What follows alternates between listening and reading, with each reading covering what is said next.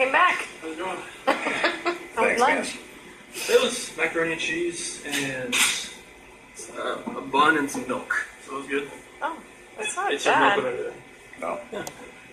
So Chocolate milk or regular I'll milk? just regular milk. Oh, Chocolate milk's, I guess that's like, I don't know. special, It's not special. special. It is a holiday today. You know that? I know, but I think they had chocolate milk on Christmas. So, but, Oh, really? yeah, they got milk with everything here. Obviously, the state. So, Yeah. Oh, A lot of dairy. the dairy state. so they got cheese with a lot of stuff too. So, Macaroni and cheese. yeah. Well, we brought you some non-lactose Powerade if you'd like it. Seriously? Yeah, all yours. Oh, thank you. That's cool. Thank you. Yeah, you bet. So we don't want to take you, all day, and we really do appreciate being able to sit down and talk with us. There's a few things we want to kind of clear up, wrap up, and then if you have any questions for us, that'd be fine too. Don't forget. Did you want to talk about Ronnie real quick or no? I talked to your dad. We were at lunch, Oh, okay. and a couple things we talked about your property and waiting on the DA's office. But then the reason he called was Dave Cohen. It's well. Okay. Yeah, he's going to go pick up some of your personal items out of the house Okay. today. So Okay. yeah, so I just want to let you know that. Okay. We didn't tell him anything about what we talked No, about. he doesn't Oh, know where. Yeah, He doesn't even know we're here. no, Oh, okay. no. He just lives like around the corner from me, so Right. that'd be good. Yeah, yeah. So he just a lot of times when anybody goes over there, they usually call just so I can give everybody a heads up. That way, I don't have an issue. Neighbors calling and say somebody's getting into the house. Okay. So that's why we do that. Okay. Has anybody been like checking on the house, making sure like pipes haven't broken and all that kind of stuff? Water's off. Okay, good. I do know that. I was worried about like sprinkler and all that stuff. I usually blow them out and all that kind of stuff. Right, but I right. figured Yeah, I the don't know water. if anybody's actually going through it or watching it. Right? The water's been off for a while. I do know that. The power's still on there. So. Oh, it is? Yeah.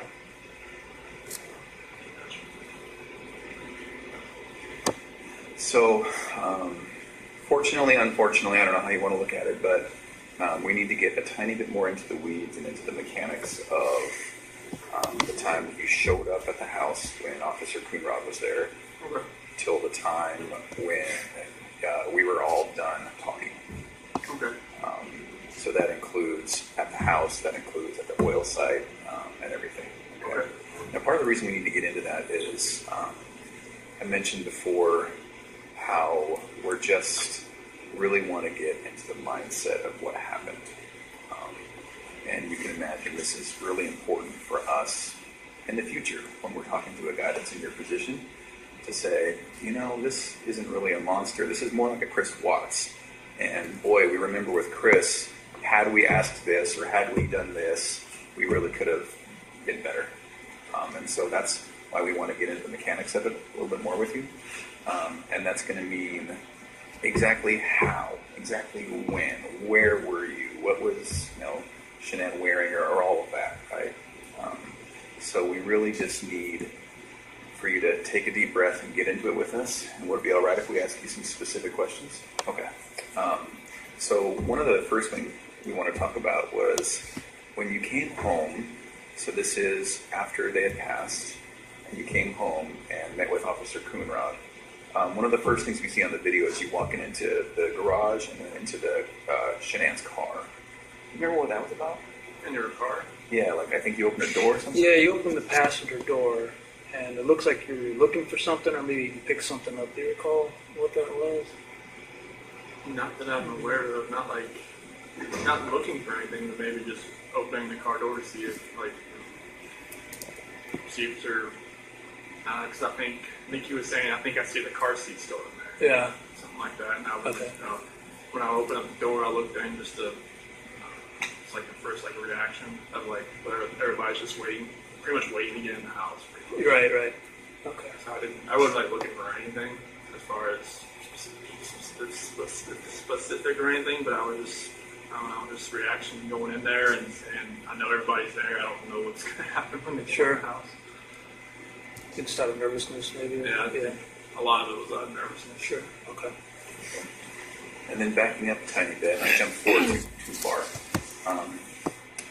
So she comes home at 2 in the morning. She gets into bed. Was when you guys had sex together, was that pretty quickly after she came home? I think it was around like 2:30 because I felt like she'd be in bed for a little A while. little bit. Okay. And forgive me, it's not a pervy thing, but she woke you up. Yeah, she was just. I could feel like a hand was on Okay. me, like rubbing my leg or my chest or something Okay. like that. And then that was, signal it's go time type thing? Pretty much. She Okay. was like, yeah. Okay, I get it. And then that was maybe half an hour after. Mm-hmm. And then after that, is there any talking? Or was it just kind of a And just like, quiet in the middle of the night? yeah. Just like I just felt her hand around me. I'm just like, what? And it was Time to like, go. yep. Yeah, okay. That's funny. All right. Then a couple hours of sleep, alarm goes off. Okay. I guess what I don't understand is, so then there was some talking, and then how did you get on top of her? How did that happen? It's like when I got into bed, because she was laying, when she was sleeping, she was laying like face down, which she really never does. Okay. And I just got into bed and I kind of nudged her, and then she like kind of rolled over, and then I was just like right there on top of her. Okay. And so that was after you'd gotten ready? Mm-hmm. Okay, so you go down, you make your food. Oh yeah, I got like cottage cheese and another couple things that I made Okay. food that day. Okay. And then, so we talked a little bit earlier today about, there was all of these things playing in your mind where you just didn't even want to go another second without having this conversation or without some sort of completion, right? And then so you come back, she's asleep, and then you just kind of nudge her. Yeah, I just kind of like, okay, look up for a second. And was there nudge talk for 20 minutes, or was it just nudge and then all of a sudden you're on top of her? No, she's pretty much on top. Okay, so that happened pretty quickly. Yeah, that's how we kind of pretty much talked. Okay. I was just right there. And was there talking? Yeah. Okay, and so a nudge, a talk, she's laying down and you're standing up? I was like, I crawled back, I got on my side of the bed, Uh-huh. and I just like nudged her like that. Oh, okay. And then you're talking while you're on top of her? Mhm. Okay. That seems confusing to me. Is that actually what happened? Okay. And so... And she was fine, like just laying there when you were trying to talk to her while you're on Except top that of she her? maybe I thought we were going to have sex again or something. Oh, Oh. okay. Okay. And how long did you talk? About 15, 20 minutes. Really? In that position? Okay. And was there any sex? No. Okay. Maybe I'm basically from the position that we're in. Maybe she maybe thought maybe I'd try to go again. I don't know. Okay. And I don't want to harp on it too much, but I'm just trying to think, if my wife's 4 months pregnant and it's 5 o'clock in the morning and I want to talk and I want to get on top of her, that's just not going to fly. So that's why I'm confused. So is that really what happened? Okay. And then talk for about 15 minutes and then it's heated and then your hands are on her neck. Okay. All right. What did the talk consist of? Basically, just about how at first it was more of like the selling the house type of thing, or not going to Aspen, or trying to maybe go in at a different time, and then it just switched all to the I don't feel like I'm in love with you anymore, not compatible. And went to that, and that's when I got to the heated part of it Okay.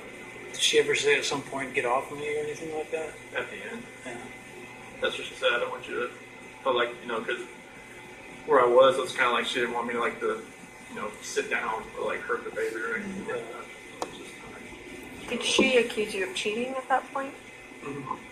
So what'd she say? It's like I knew there was somebody else. I knew there was somebody else. And I didn't come out to say, that there is somebody else, but she obviously already knew. And your response to that was what? Did she say no, there's not? Did you deny it? I believe I just denied it, but at that point.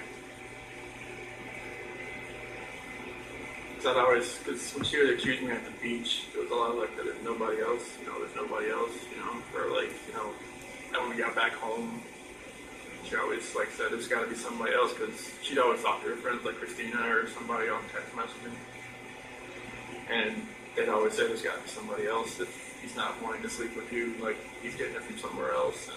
And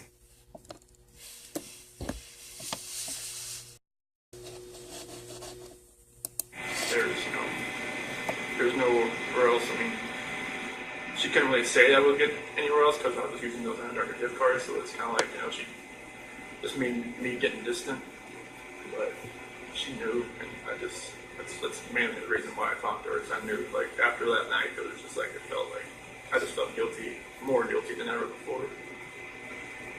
Yeah. And then it seems to me, and sorry, I had a lot of thoughts here. So we know what happened, and we can talk about it today kind of openly. And that's what we need from you, is to just kind of say, you know, I know it sounds bad, or I know this, or I know I feel this way, but physically this is exactly what happened. So if you could tell us that, it seems then that it would have had to been a pretty quick transition from two people talking to this, Yeah. right? Is that what happened? Yeah, it was like, I don't want to, like, trying to think of the last things we were talking about, but it was, you know, I don't feel like I love you anymore, and then she was like, you're never going to see the kiss. Oh, That was it. that's perfect, Chris. That's exactly what we need. Okay. And I know it's hard to walk through that again, but that's exactly what we need. So then, as soon as she started talking like that, then it was on. Okay. But it was you saying that you didn't love her. Is that right? Okay. And her saying, you're never going to see the kids. Yeah. Okay. I can imagine how that made you feel. I'm sorry. It didn't warrant what it did. Yeah. And then the fact that she didn't scratch at you or anything, is that just because it was so powerful? I don't think it, I mean, it didn't feel like, I've never done that before, put my hands around anybody before, so I don't even know what kind of force I was putting on her neck. Okay. But like I said, 2 to 4 minutes, I don't know if that was 2 to 4 minutes. Did you cover her face at all during that time? Both hands on the neck. Okay. And so if it's done right, I mean, that can be a matter of seconds before someone on their carotid loses oxygen to their brain and it's out, right? Did it seem like it was that quick, or? Okay. Maybe a minute, maybe 2? Okay. Screaming? Okay. All right. Did you see eyes go bloodshot or anything like that? Okay. And You then, kept talking about the mascara. Did you see mascara on her face? Yes, it looked like it was like, that's what I attributed it to. Was she crying? Is that why? At what point did she start crying? When I'm talking about the relationship, about not being compatible. And when she's talking about there's somebody else, that's where she started crying. That's what I thought, you know, it was mascara. I didn't know if it was it. I don't know. I don't know. Was there a pillow or something you wanted to ask about? Yeah, so was there ever at any time a pillow or the sheet or anything involved in like that on her face specifically? No? Not like the sheet I kind of wrapped around the, get downstairs, something like that. The one that was at the site? Okay. And then the other sheets, they were in the trash. At what point did you put those in there? I think that was, Obviously after I was in the house. yeah. I think it was probably the next day or so. I think it, I don't know. I'm not sure, like, what happened. This is hard to talk about, like, when Yeah. strangle someone out, like, sometimes I guess they use the bathroom. So, it's like, I think that's one of the major reasons why, because I think that had happened. oh, okay. You said she was sleeping face down at one point? Was her face in the pillow or was it turned to the side, or how did that? Kind of like on the side. She was kind of like a side sleeper, but she was more down than usual. Okay. But then she rolled completely onto her back when you started talking to her?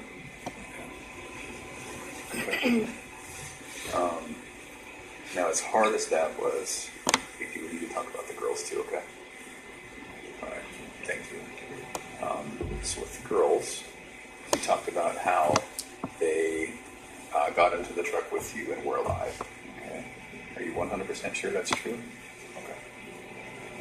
Can we go back just a second? You talked about before that Bella walked in, though, to the bedroom. Can you tell us about that before you left? Yeah, I was just getting the sheet off the bed, and she had walked in, and she had her little pink blanket with her. And she's like, what's wrong? Mommy? And where was Shanann at that point? Yeah, just pretty much on the bed, but she was face down. Wrapped in the sheet.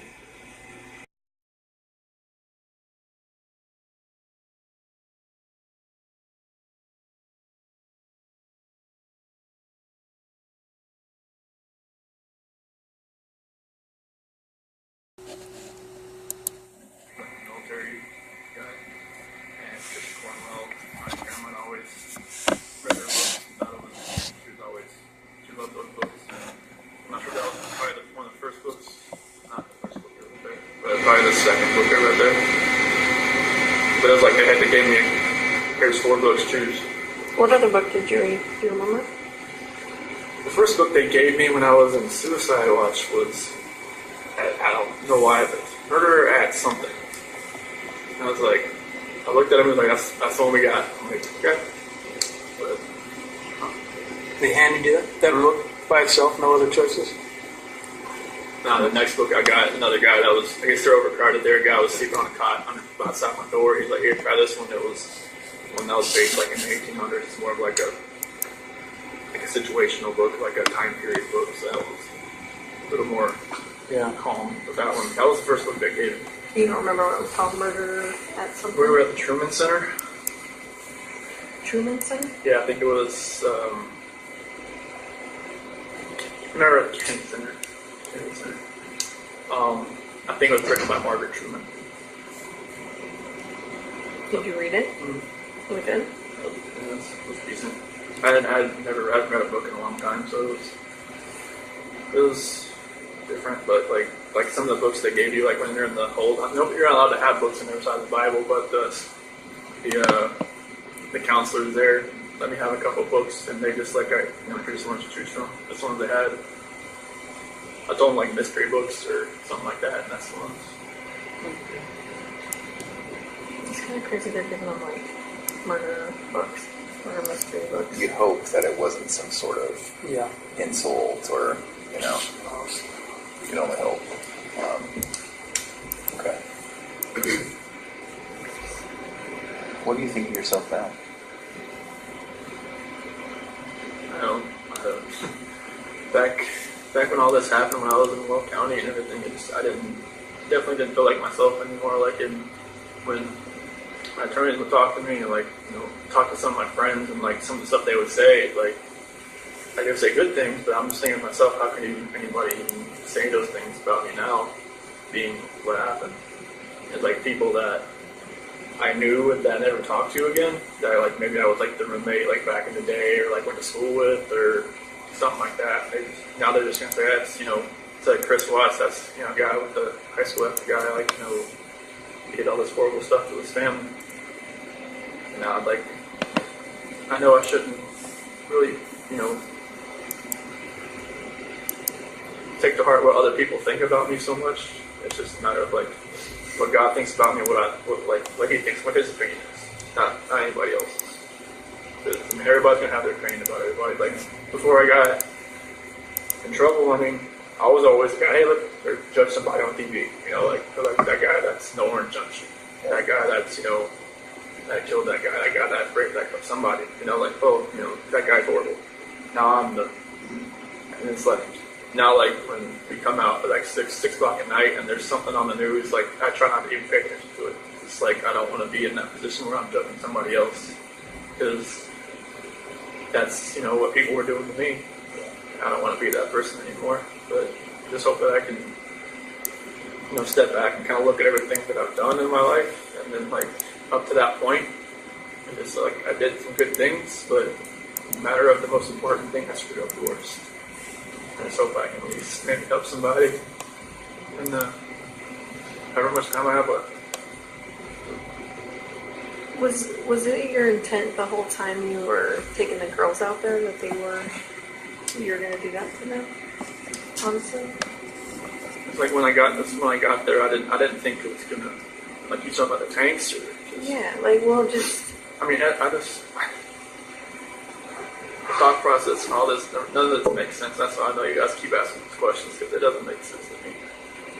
But I guess did you could have done it before you guys left. I know.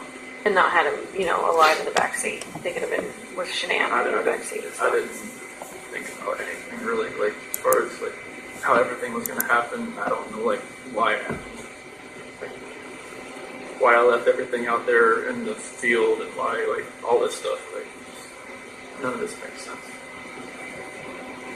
at all. But to Tammy's point,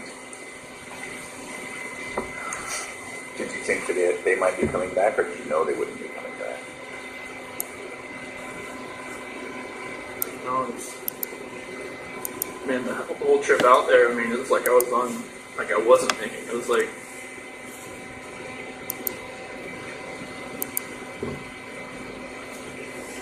in my mind right now, I'm thinking back, I'm hoping that I wasn't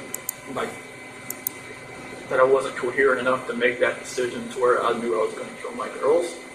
I'm just hoping that, no father would ever want to do anything to hurt his blood and flesh, but I did that, and I just don't understand how it happened.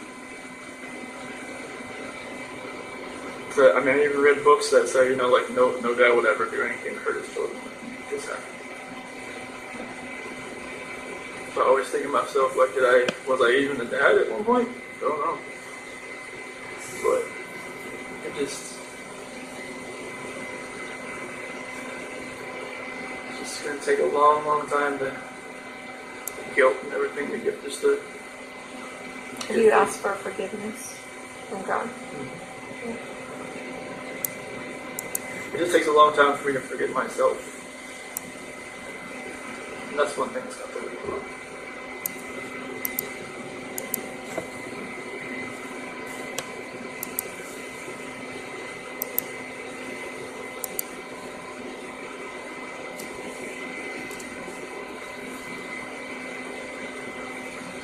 So that they can one day forgive me too.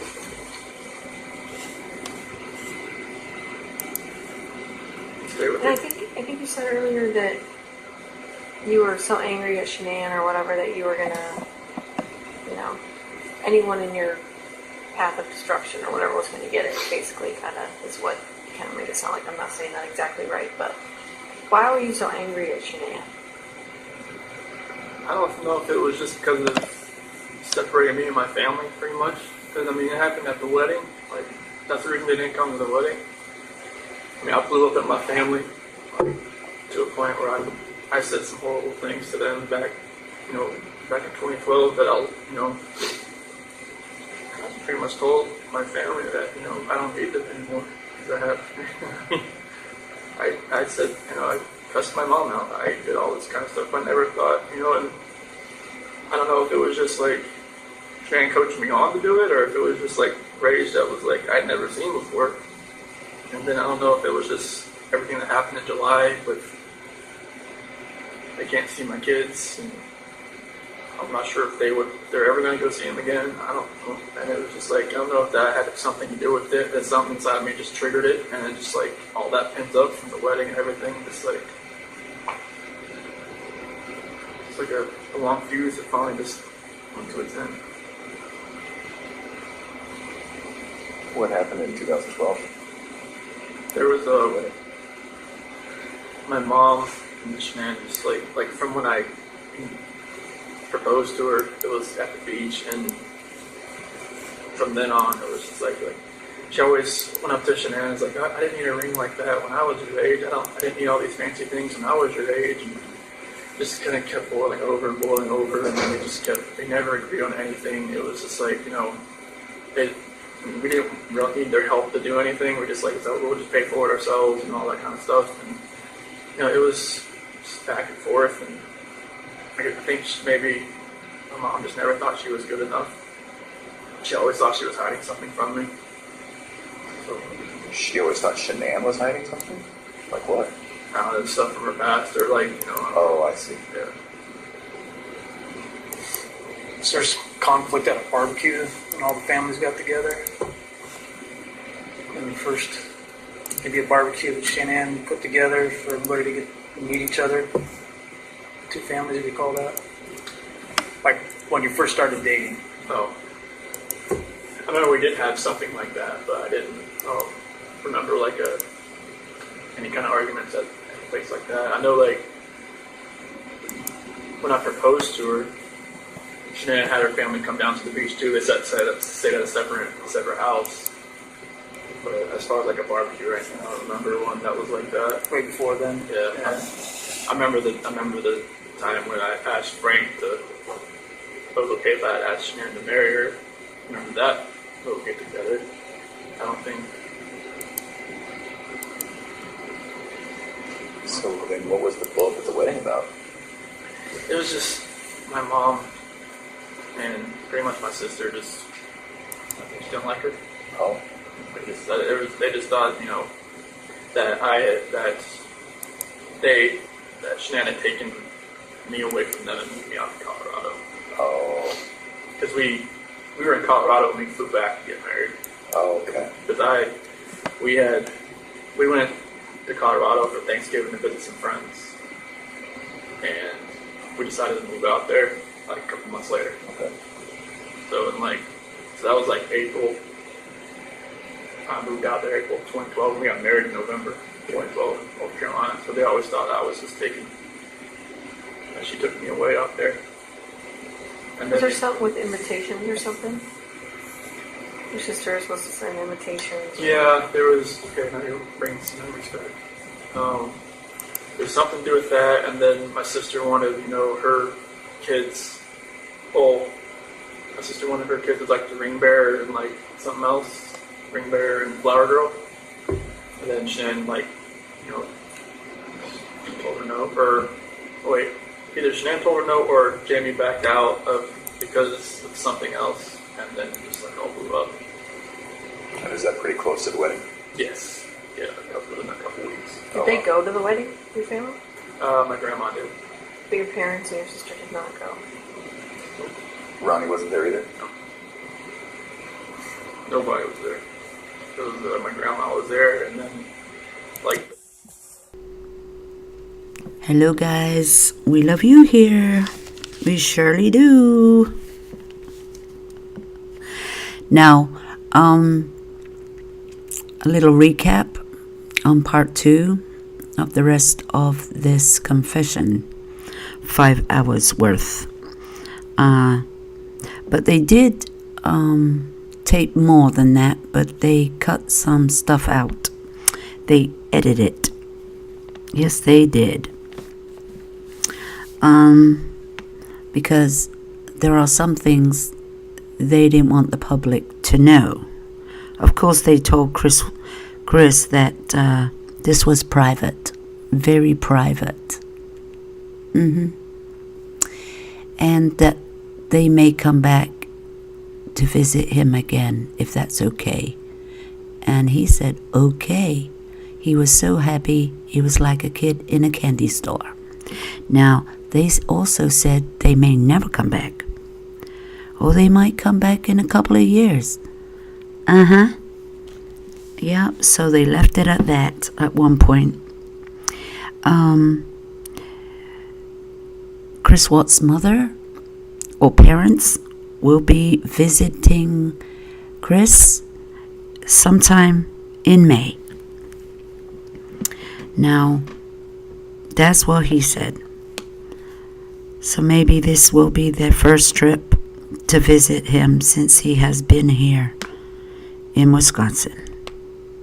And, you know, he got scared at one point because he was telling them how nice it is there, and he's free to roam, and he's not isolated, and they're really nice people here.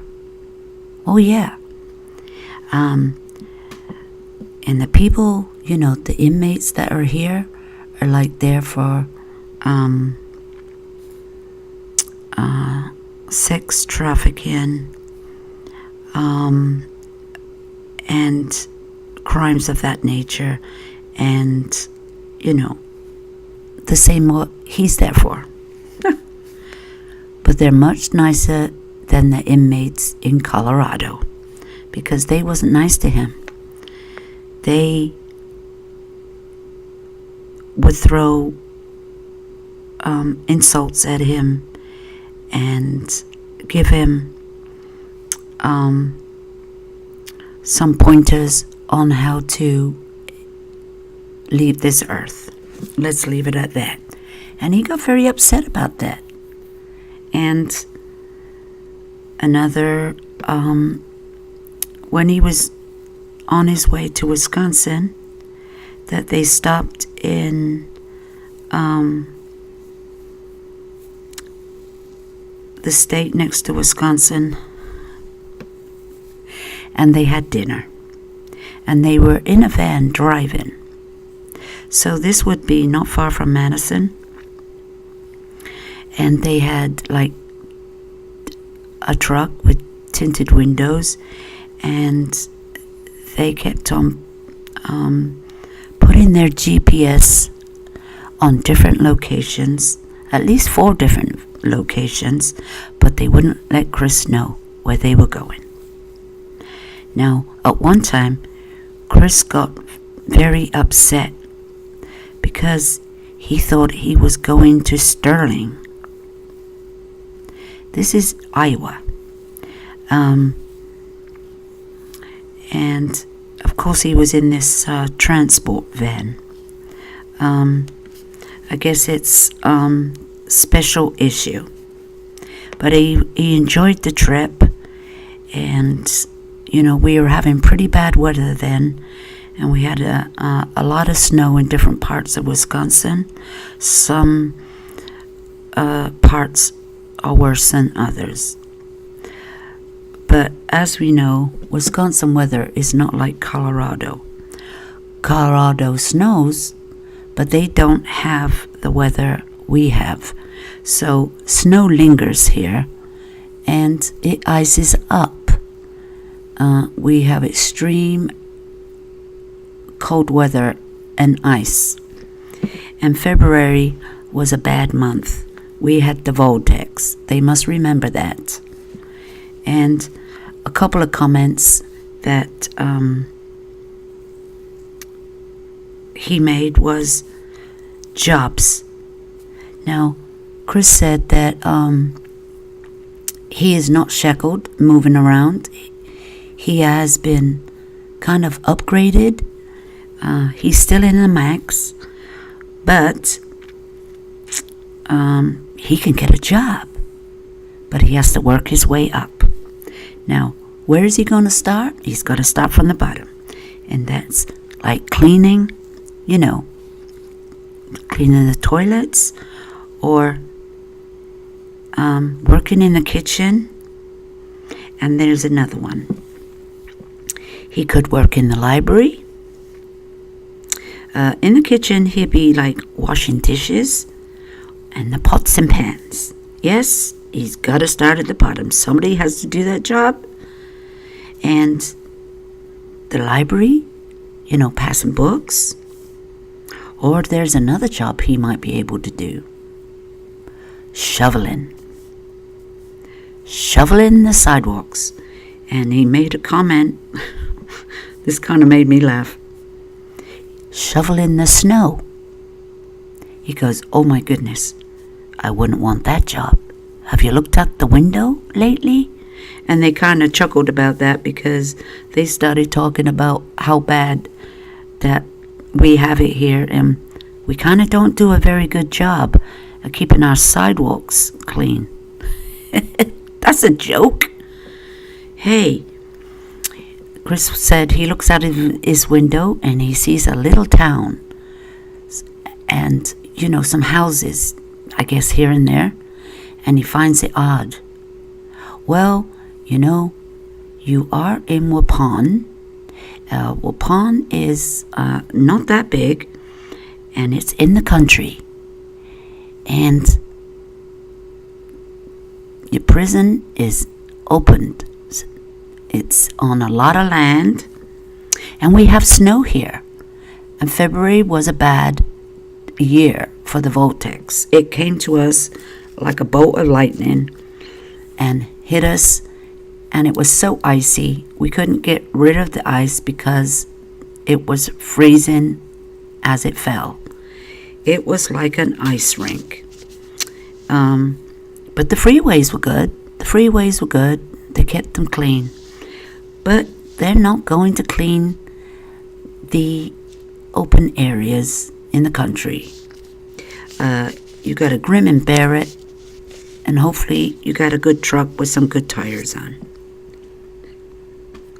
So that kind of made me laugh. We here in Wisconsin know how to shovel snow constantly. It's back-breaking job sometimes. And that's all I can say about that. So yes, we have severe weather here, and it can change of a drop of a hat. But not all parts of Wisconsin has the same weather at the same time. Wisconsin's pretty big, and sometimes half of Wisconsin gets it and the other half is not. It's like I've seen a snowstorm hit one side of a road and not the other. How about that? Yeah, I've seen amazing things like, wow, I'm in a time zone or something. A time warp, if you want to say. That's just a little information on that. And they also asked him, what's his favorite food and what does he miss? Oh my goodness. And he said, Bojangles is chicken and biscuits. And he misses his wife's cooking. Fried pizza. And you can also grill it on the stove as well. They asked him about medication. He says he's not on none. He said, you better stay out of trouble here, because if you get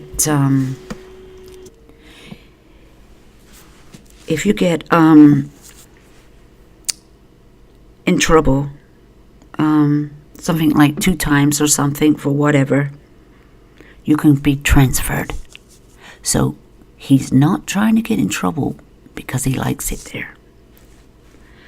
And he is still where we think he is. And his unit is small. There's about, 12 units or so. But he also says some people have moved out.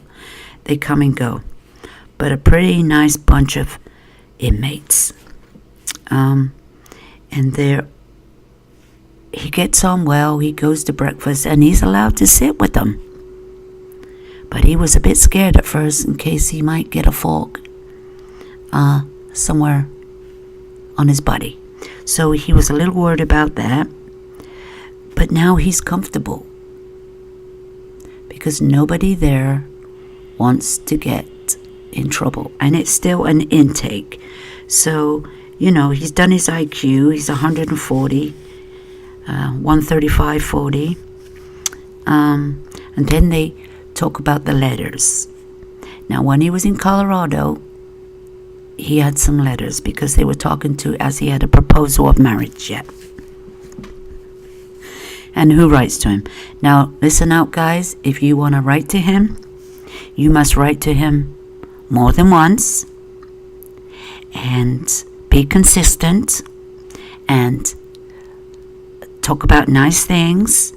And don't act like a fool. And don't ask them questions about the case. And he might write you back. Also, don't put glitter in the letters, because it sends off the detectors. He's just giving you some pointers. And he has no marriage proposal. And he doesn't even know who writes to him half the time. But sometimes he recognizes your name. Now he says there's this guy writing to him from California. And he finds out that he's wrote to him a few times because he recognizes his name. But then he finds out that each letter gets worse and worse. So I guess he's not going to write back to him anymore. And he finds out that he's only 18 years old. So, I think he's done right in him. But he does get plenty of letters, and some he keeps, and some he rips up and throws away. So, just be nice when you write to him, just like Tammy and Dave, when they were talking to him on this confession. They are really having a good old time with him, like old mates. So that's how you gotta be in your letter. And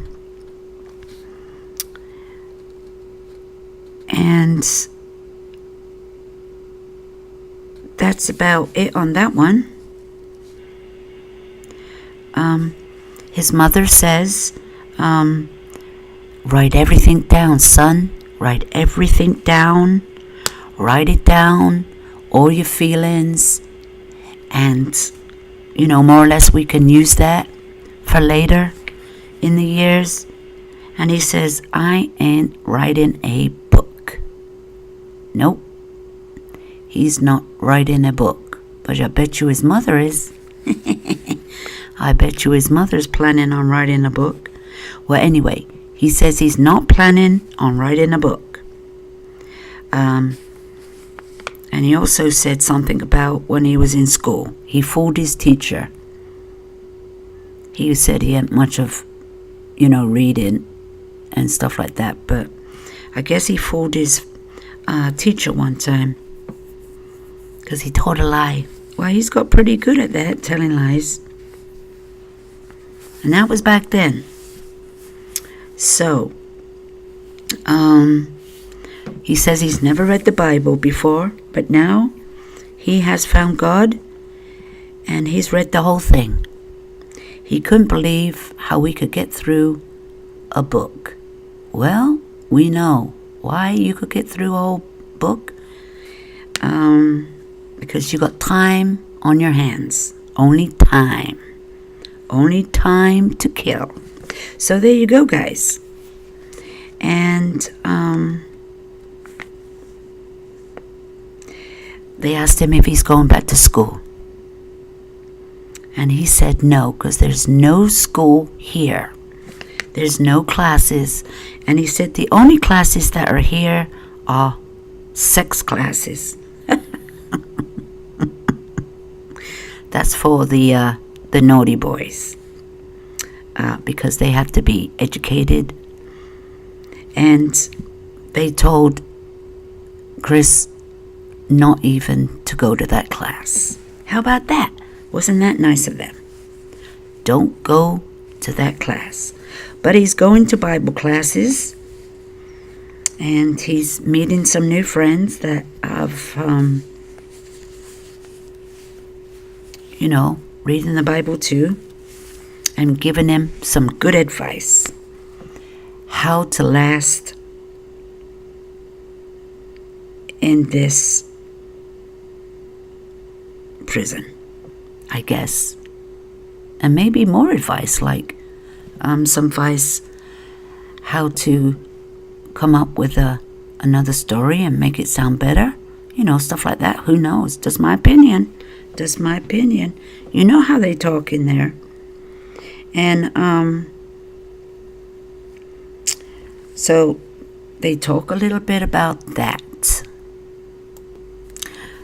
They also ask him about his recreation. Do you get outside much? With all this snow. You know what? And he says no. And then I got my answer to that. Why they probably don't go out in the snow.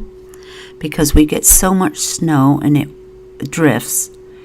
And it doesn't get cleared out. They're not going to bother shoveling the whole field or whatever. And then there's another good reason why. Because you know why? Because they can hide in the snow. They can bury themselves in the snow. Did you ever think about that? Yes. They can. It gets so deep. And if they're not shoveling the snow, they can go and hide in it.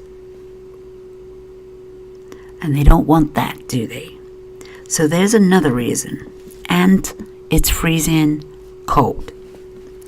It's freezing cold. It gets much colder up that way than it does down my way. In the summer, it gets hotter up there.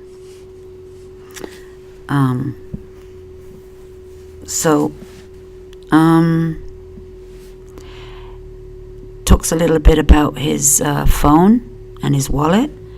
We'll be glad to know that they're releasing it to Ronnie. So he gets his phone and his possessions back. They are working on releasing that.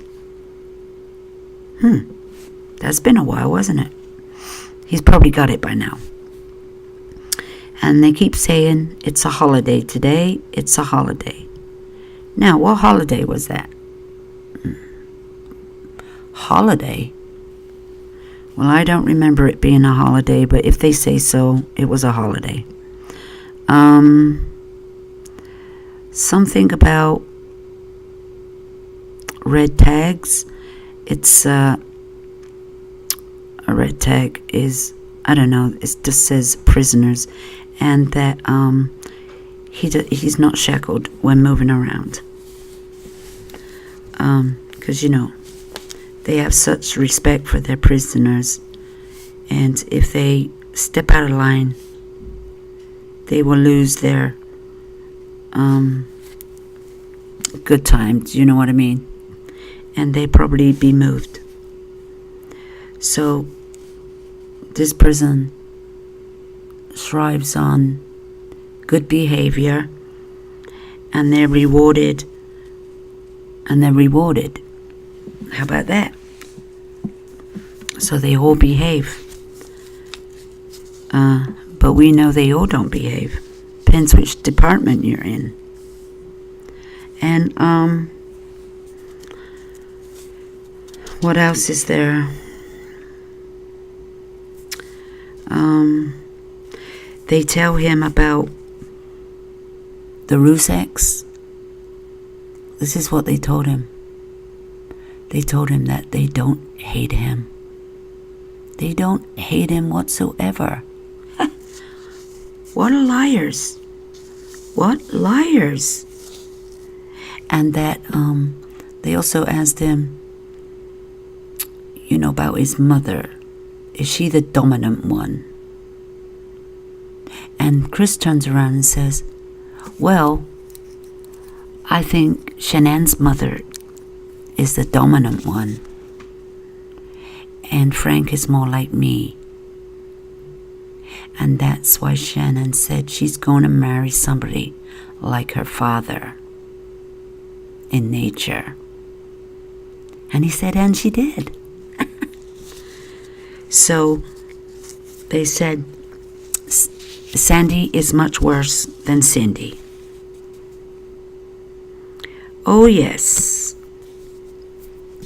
You see, both women have the same nature. They have the same personality. And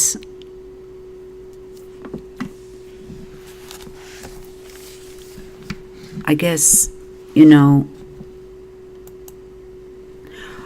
the father, Frankie, was so glad that she chose a man like Chris, because when he needed help, Chris, with a car or something, with Shannon's car or something like that, Chris was the only one that didn't stand by and let him do all the work. Chris pitched in and helped him, and he loved that.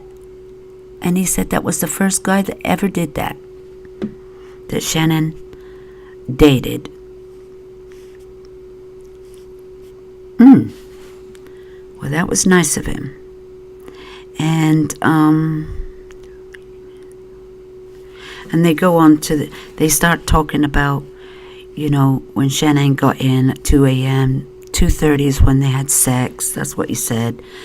And then they have a little nap, a little siesta, went to sleep, and then the alarm went off. Chris got up, went downstairs, packed his lunch, and then came back up And he said, but at one point, he said he nudged her. He nudged her. And he comes up and nudges her and wakes her up, doesn't he? But in another statement, he says, not far between each other, he says he gets on her side of the bed. Well, it sounds like he was on the bed, but he wasn't. He was coming up from stairs, from downstairs from the kitchen. He also says he put the ring in the kitchen table to make it look like she had run off or something and our marriage is over, something like that. But in another breath, he didn't have a plan. He didn't know what he was doing. But he did have a plan because he put the wedding ring there. So that's a plan, isn't it? And he hid the phones. But he said he just threw them there. Well, when you throw something on the couch, it stays on the couch. It doesn't go down the side of the couch. There's just no way that could happen. You would have to shove them down the side of the couch.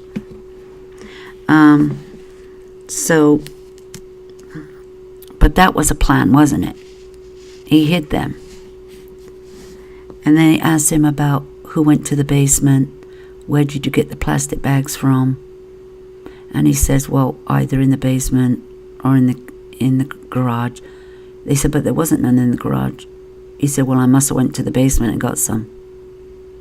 Do you keep black plastic bags in your truck? He said, no, but we found them in your truck. Oh, that's because I probably took them from the basement and took the whole roll. Yeah, he's got an answer for everything, doesn't he? And then that one time, he said, Shannon's face, she had tears, the mascara, and she didn't wash her makeup off. He's saying stuff like this. And then when he gets to, they said, well, did you see anything on her neck or anything like that? He said, no. But when he put her in the grave or something like that, he said, he see bloodshot eyes. Now, how did he see bloodshot eyes?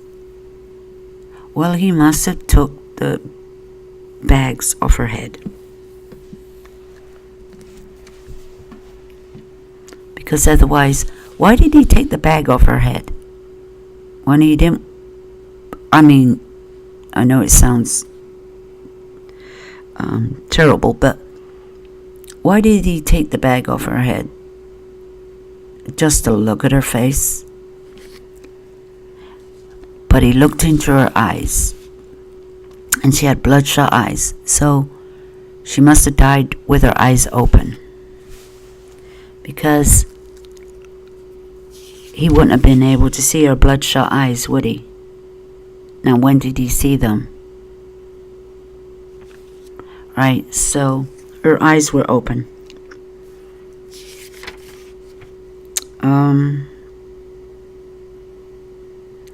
And then he says something about the children. I already said that.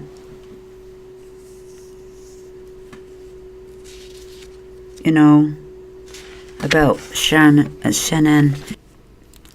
He does say that he read the book that Shannon bought him. He read it and then threw it in the trash. And they asked him, when did he throw the other sheets in the trash? And he says he doesn't know. It must have been that day, Monday or the Tuesday. Because you know what? He didn't spend the night at his house on the Monday. But the police never really took much notice at first. They thought she was a missing person. So they didn't really search the house and as a crime scene at that time. at one point he says Cece's in the bedroom. Then he says the kids were walking around. Which is it? I mean, you said Bella was following you around and she was waiting by the door while you put your wife in the truck.